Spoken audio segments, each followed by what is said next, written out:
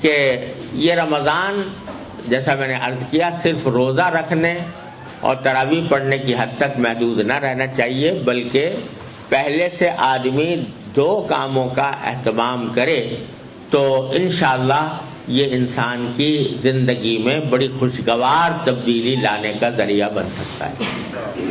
2 باتیں، ایک بات یہ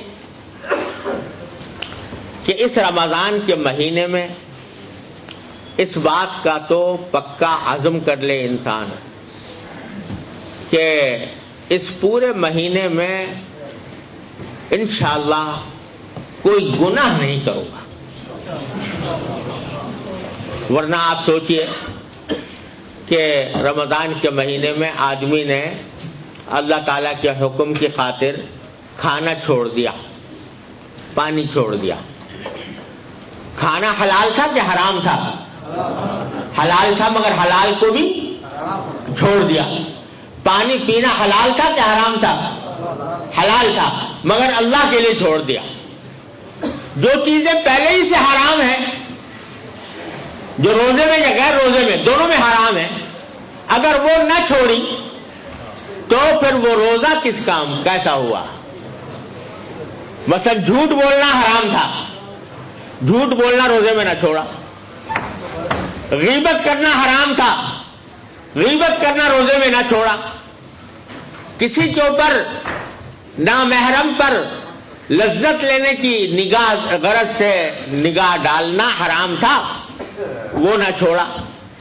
کسی کو لڑائی کرنا، جھگڑا کرنا، دوسرے کو تکلیف پہنچانا عام حالات میں بھی حرام تھا، وہ نہ چھوڑا۔ تو بھائی جو حلال چیزیں تھیں وہ تو چھوڑ دی رمضان میں، لیکن جو پہلے ہی سے حرام تھی وہ نہ چھوڑی، تو یہ کیسا روزہ ہوا؟